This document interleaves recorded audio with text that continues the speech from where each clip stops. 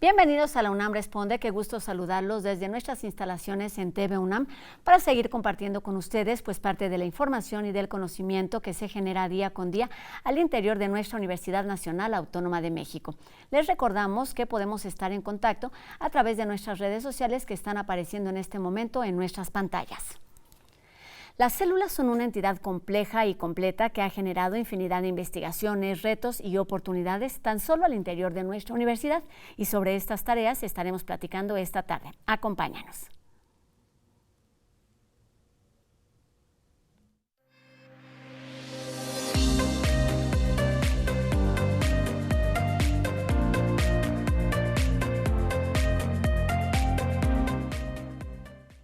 Contribuir con el desarrollo del país es uno de los ejes que mueve al Instituto de Fisiología Celular de nuestra universidad, que desde distintas áreas e intereses estudia lo que sucede al interior de las células y con base en el funcionamiento de estas unidades se propone entender y explicar cuestiones tan complejas como el funcionamiento del cerebro.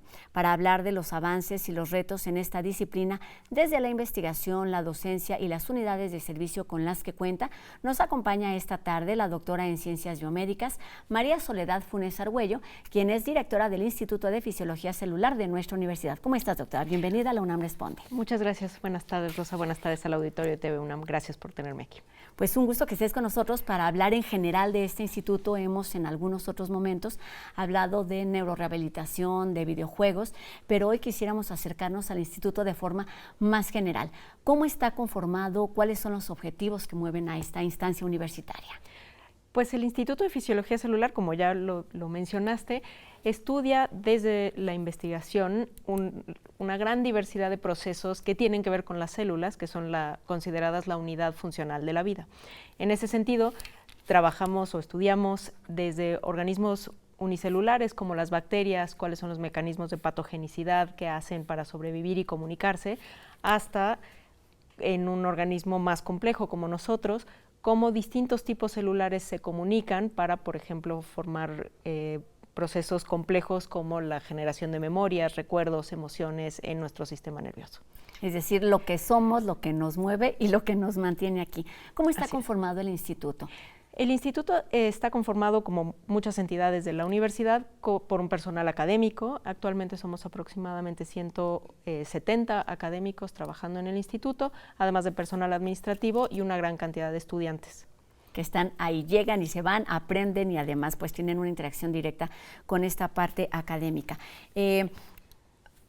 Las células son algo como muy pequeñito que impacta en muchos ámbitos, ya no lo decías, desde nuestro funcionamiento. Y está dividido el instituto en este sentido en dos áreas importantes, que es la investigación básica y las neurociencias. ¿Cómo explicar, digamos, a grandes rasgos estas líneas de investigación?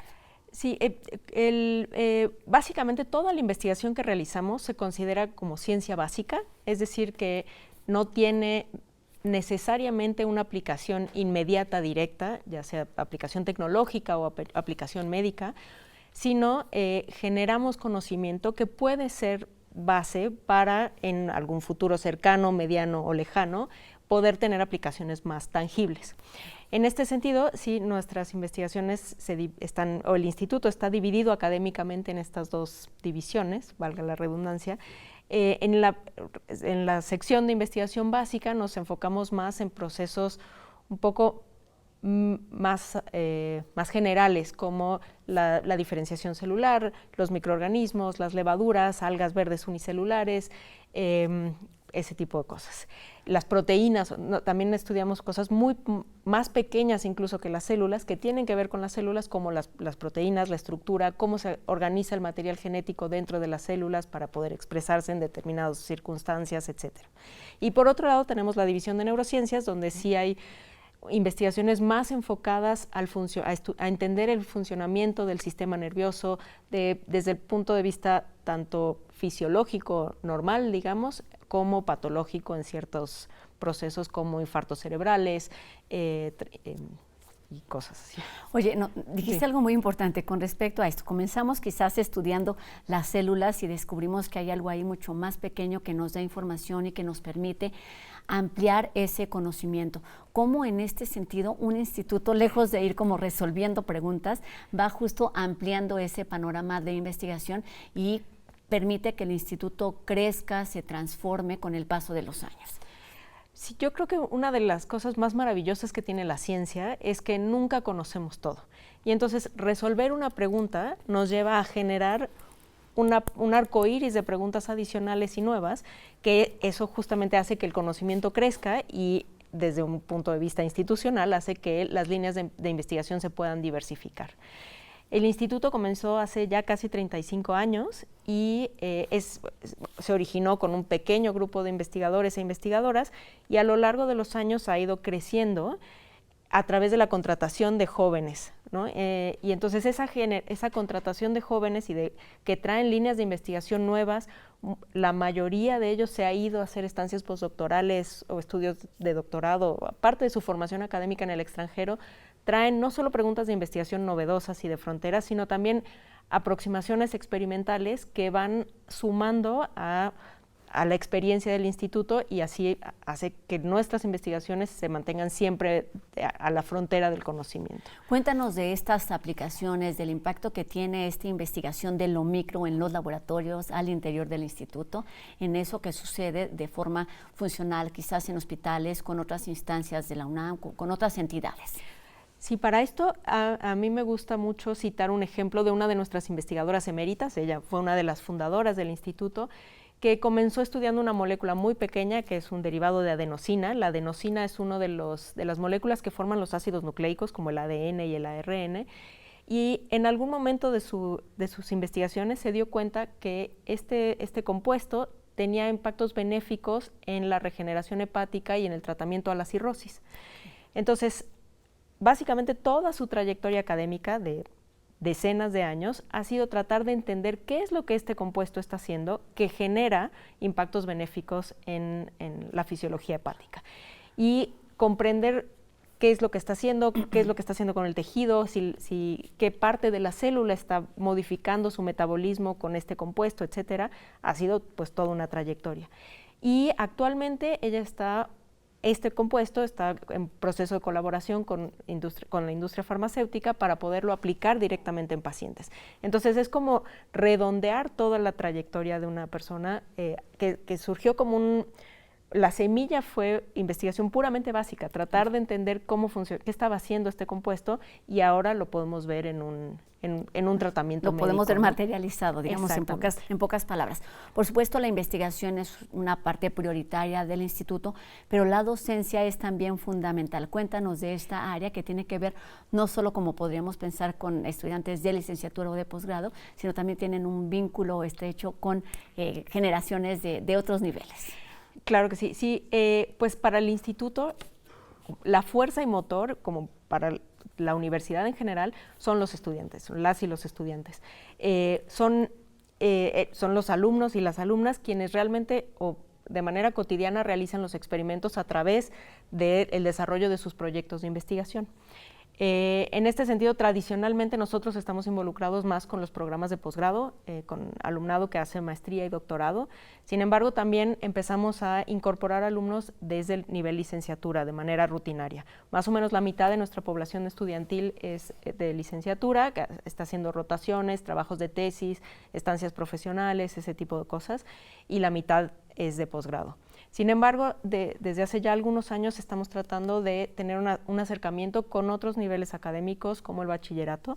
Esto es un poco más complicado porque pues el estudiantado de bachillerato no tiene tanto tiempo para pasar en los laboratorios.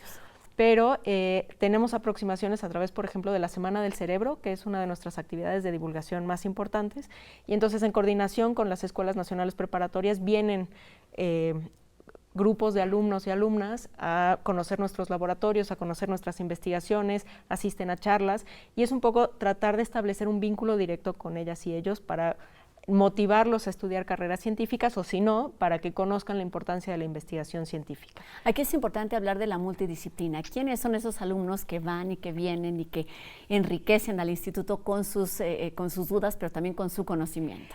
Sí, tenemos de todo, bueno, no de todo, pero tenemos muchos biólogos, muchos químicos, tenemos también licenciados en investigación biomédica básica, en neurociencias, ingenieros, psicólogos, matemáticos. La verdad es que tenemos una gran diversidad de estudiantes y efectivamente, como lo dijiste, el enriquecimiento de los proyectos por los distintos perfiles del estudiantado es increíble, ¿no? La modificación o el giro que le pueden dar a nuestras investigaciones es sumamente enriquecedor y refrescante.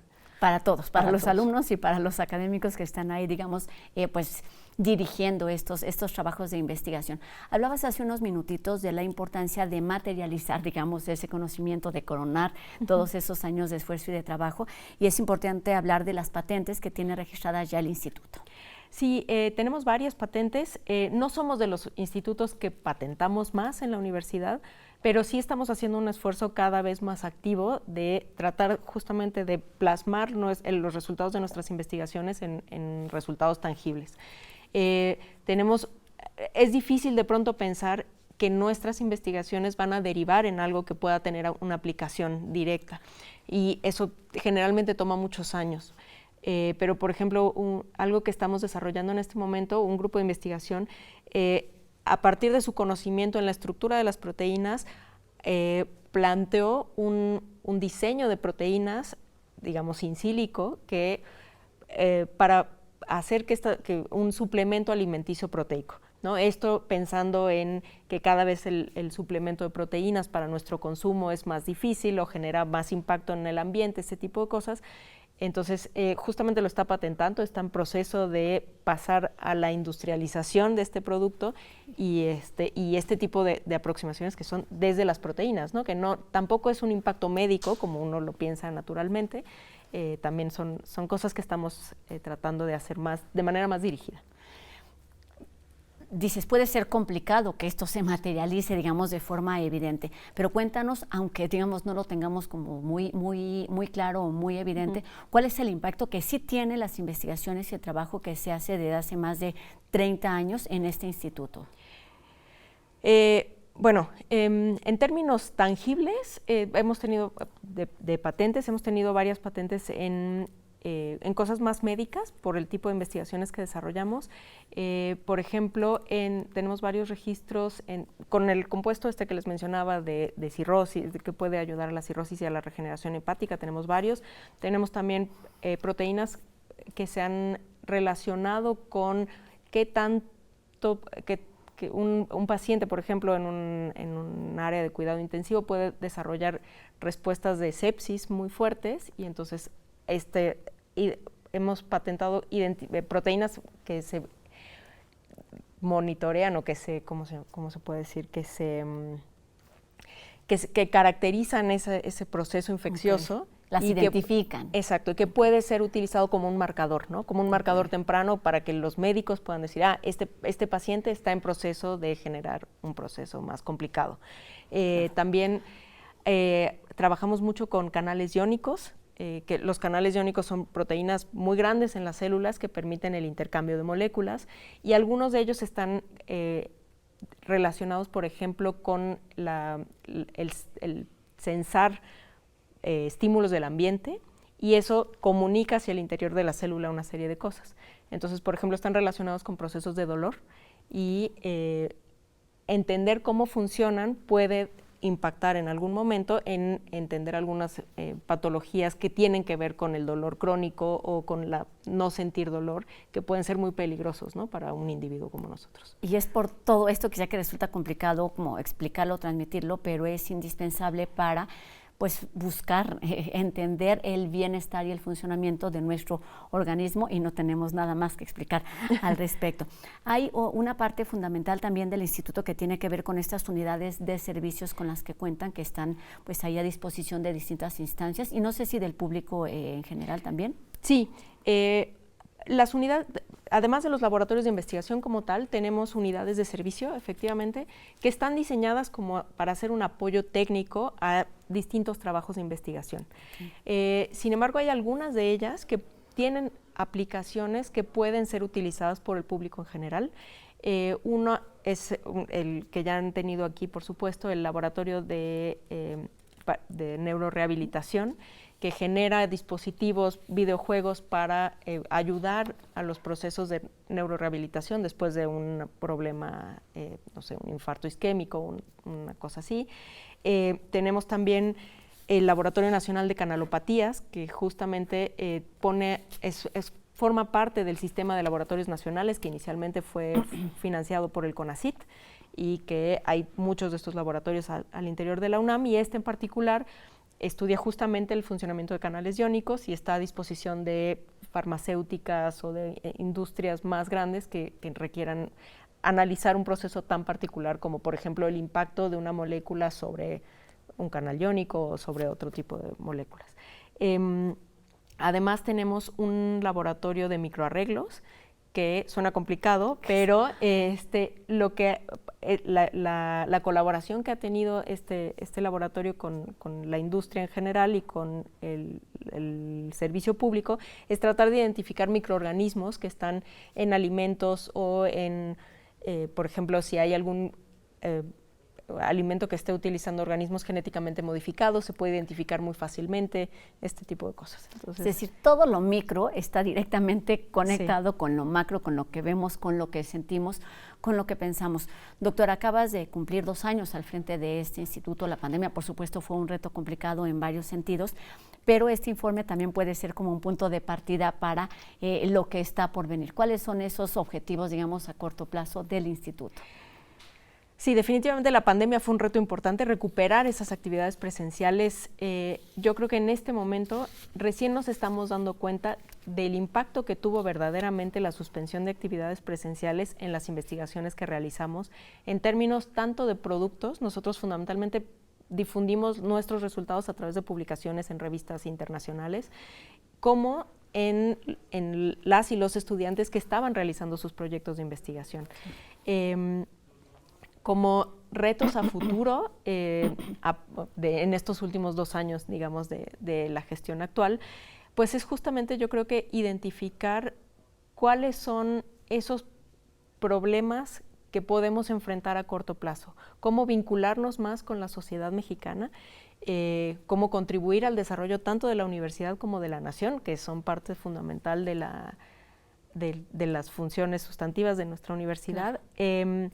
Creo que también es muy importante, justo con la pandemia surgieron varias cosas a las que tenemos que prestar más atención.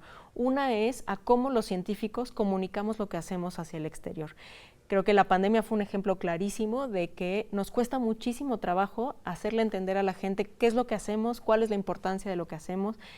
Y en ese sentido también estamos haciendo un esfuerzo muy importante en la comunicación de nuestro trabajo. Cada vez estamos más involucrados en redes sociales, en ejercicios de nosotros mismos ser capaces de explicarle a la gente es una qué forma es lo de que traducción, hacemos. claro. Sí. Y también algo que quedó muy visibilizado por la pandemia fue que el crecimiento académico de una persona no puede estar desvinculado del crecimiento como individuo. Entonces, tomar en consideración que no solo es importante saber bioquímica, biología celular, ese tipo de cosas que sí son nuestra misión, sino también acoplarlo con el desarrollo del ser humano, del individuo, de todo el estudiantado que pasa por el Instituto de Fisiología Celular y de nuestro personal. Y encontrar la manera de hacerlo visible justamente a través de la comunicación, de la divulgación. Se está haciendo en distintas áreas. Universum es, por supuesto, una plataforma importante para materializar y para hacer claro y la palabra pedagógico, sí, todo este conocimiento que puede resultar complicado en los laboratorios. Pues estaremos atentos entonces, que también sea una tarea para todos nosotros acercarnos y hacernos preguntas y quizá también encontremos respuestas junto con ustedes a través de este Instituto de Fisiología Celular. Muchísimas gracias, doctora Soledad Funes, por estos minutos y ayudarnos a entender las conexiones entre lo micro y lo macro. Muchísimas gracias a ustedes. Gracias, doctora. Y bueno, vamos con más información. Y es que como parte de las celebraciones por el Día Nacional del Libro 2023, se lleva a cabo el Laboratorio de Publicaciones y Formación Editorial UNAM, que invita a los profesionales de la edición y al público interesado en este ámbito a conocer parte de los desafíos y también de las soluciones a las que se enfrentan durante el proceso de elaboración de libros. La cita es este jueves 9 de noviembre en la Sala Francisco Maza del Instituto de Investigaciones Expresiones Estéticas de la UNAM, donde profesionistas involucrados en proyectos de diversas entidades universitarias que enriquecen, por supuesto, el acervo de nuestra casa de estudios, compartirán sus experiencias. Todos los detalles en la página de Facebook de Libros UNAM. Y estamos muy contentos porque este martes iniciamos una nueva sección aquí en la UNAM Responde. Se trata de A la Conquista del Sabor, una serie que, como ustedes probablemente sepan, está dedicada a conocer la historia, la adaptación y la evolución de la comida mexicana. Así que semana a semana, Joel de Alba nos hablará sobre ingredientes, frutas, especies, insectos y una extensa variedad que tiene que ver con nuestra comida. Así que los invitamos a que disfruten esta primera historia.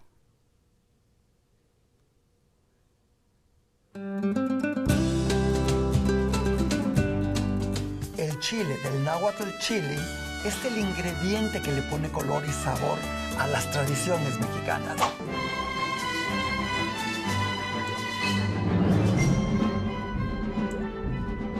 Nuestra gastronomía se caracteriza por el sabor único que le pone a cada platillo. Y es que el chile es muy mexicano. Hay una especie de chile nativo de nuestra tierra. Se trata del Capsicum annuum y comprende desde el chiltepín hasta el poblano, pasando por serranos, jalapeños, chilacas, pimiento morrón y otras más. Los aztecas y mayas desarrollaron una cultura del chile y le daban diferentes usos. Uno de ellos era el militar. El humo de chiles arrojados al fuego se usaba en las batallas y funcionaba como un gas bélico. Cuentan que esta fue un arma muy usada para ahuyentar a Hernán Cortés y su ejército durante la conquista. También lo usaban con los niños mal portados. Un poco de humo inhalado servía para castigar sus travesuras. Existen teorías de que el chile poblano es la cruza de la chilaca con el pimiento del norte de África, o que el pimiento morrón es la variante del poblano sembrada en España y que por eso perdió picor. La verdad es que el origen de estos chiles es la parte central de México y la cocina mediterránea, al igual que la del centro de Europa, supo integrar muy bien este condimento a su gastronomía. En griego le llaman páprica y en Italia peperoncino. ¿Qué haría España sin el pimiento morrón o Hungría sin la páprica? Existe otra especie nativa de Sudamérica, el Capsicum chinense, de la región de Bolivia y Perú. Aquí entran el chile manzano y nuestro famoso chile habanero. Por cierto, el origen del nombre ha desarrollado diversas leyendas, como si fuera originario de La Habana, cuando en Cuba no comen picante, o que llegó de la isla de Java, cuando Indonesia no es el origen del chile. Aunque no hay datos precisos que puedan trazar su llegada a México, lo más probable es que de Brasil saltó a las Antillas y del Caribe lo trajeron a la península de Yucatán. Quizás los primeros cargamentos llegaron de La Habana.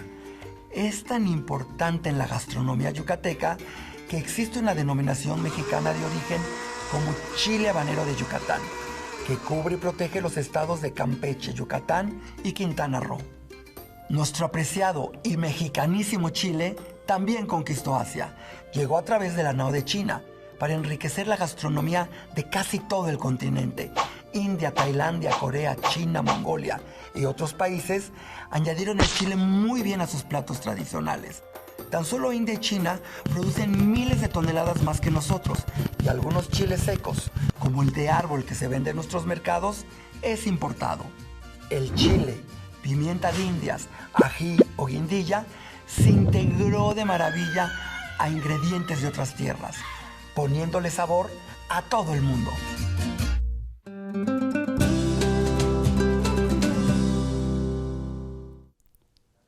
Y ahora vamos con la Gaceta de esta semana, que incluye imágenes de la conmemoración por el Día de Muertos en varias entidades universitarias, y su portada la dedica a la ayuda recibida y entregada por la UNAM a los damnificados en Guerrero.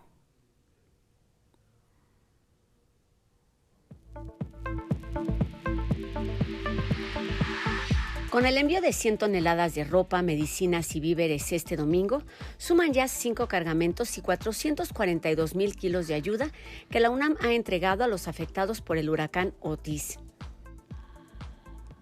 La UNAM inaugura en Mérida el Museo de la Luz, primer espacio dedicado a la divulgación de la ciencia fuera del campus central, que busca reflexionar, aprender y explorar sobre el impacto de la investigación científica y el desarrollo en nuestra vida cotidiana. En la Facultad de Química han logrado producir de forma controlada y durante todo el año el huitlacoche, hongo parasitario habitual de la temporada de lluvias, con lo que se beneficia a los productores de campo.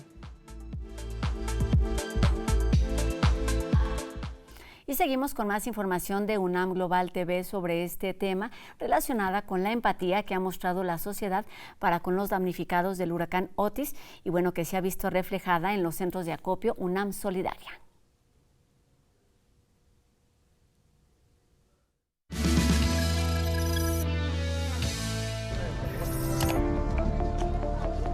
Debido a la solidaria y entusiasta colaboración de la comunidad universitaria y de la sociedad en general, así como a la gravedad de la emergencia prevaleciente en la costa de Guerrero, la Universidad Nacional Autónoma de México informa que ampliará la permanencia del centro de acopio del Estadio Olímpico Universitario hasta el viernes 10 de noviembre, en el horario acostumbrado de las 10 a las 18 horas. Se sugiere colaborar con agua embotellada, alimentos enlatados, objetos para higiene personal, artículos de baño, insumos para primeros auxilios, ropa limpia y en buen estado, cobijas y colchonetas y herramienta de mano para la remoción de escombros tales como palas, picos, barretas y carretillas. A la medianoche del 30 de octubre, un cuarto contenedor despachado del centro de acopio del Estadio Olímpico llegó a la sede de la Universidad Autónoma de Guerrero con 17 toneladas de ayuda más. La UNAM agradece todas las muestras de solidaridad y confianza de las y los universitarios y de la ciudadanía para hacer llegar la ayuda a la población guerrerense que hoy enfrenta tan compleja situación. Pues muchas gracias, queridos amigos.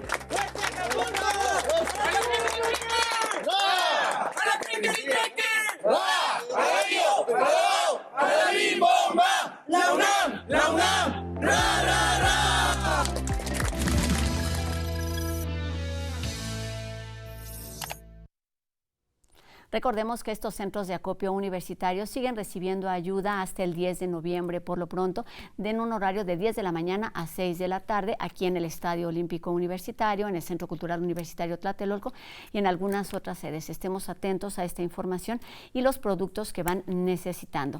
Con esto terminamos nuestro programa de hoy, agradeciendo en la interpretación de lenguas a Abraham Retureta, que nos permite llegar a un público más amplio, y a todos ustedes los invitamos a que nos acompañen el día de mañana en una nueva emisión de la UNAM Responde, 2:30 de la tarde, por supuesto, por TV UNAM. Adiós.